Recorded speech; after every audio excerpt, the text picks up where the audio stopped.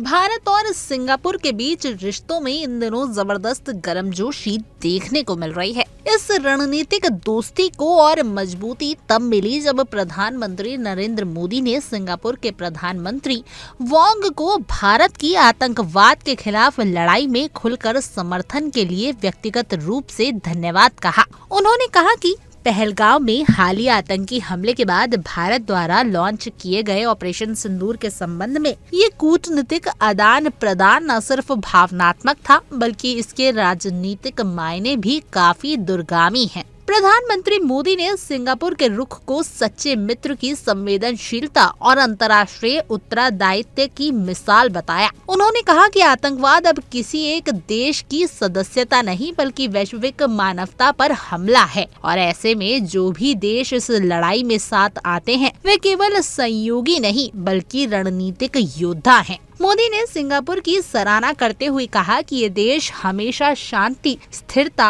और साझा मूल्यों के लिए खड़ा रहा है।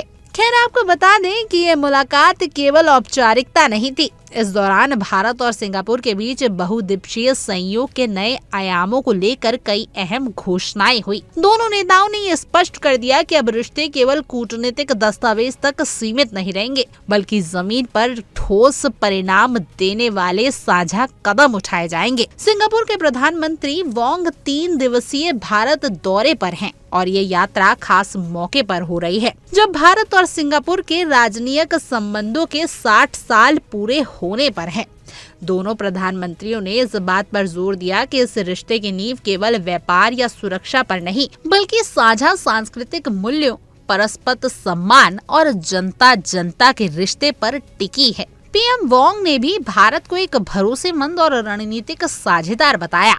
उन्होंने कहा कि आज जब दुनिया में अस्थिरता और भू राजनीतिक तनाव बढ़ रहा है, भारत और सिंगापुर की साझेदारी क्षेत्रीय स्थिरता के लिए एक मजबूत स्तंभ बन रही है। उन्होंने ये भी बताया कि भारत ने अब तक 20 से अधिक सिंगापुर निर्मित उपग्रहों का सफल प्रक्षेपण किया और आने वाले समय में अंतरिक्ष क्षेत्र में संयोग और गहराता जा रहा है। एक नए एमओयू के तहत दोनों देश इस दिशा में और तेजी से काम करने के लिए प्रतिबद्ध हैं। वोंग ने नागरिक सेवाओं से लेकर टेक्निक सहयोग तक कई क्षेत्रों में साझेदारी को बढ़ाने की बात कही और ये भी स्पष्ट किया कि जनता से जनता तक के रिश्ते ही इस मजबूत कूटनीतिक इमारत की असली नींव हैं। उन्होंने ये भरोसा दिलाया कि सिंगापुर हमेशा भारत के साथ खड़ा रहेगा जब बात वैश्विक संकटों से निपटने की हो। इस उच्च स्तर बैठक के बाद ये साफ हो गया कि भारत और सिंगापुर का रिश्ता अब केवल दस्तावेज या मंचों तक सीमित नहीं रहेगा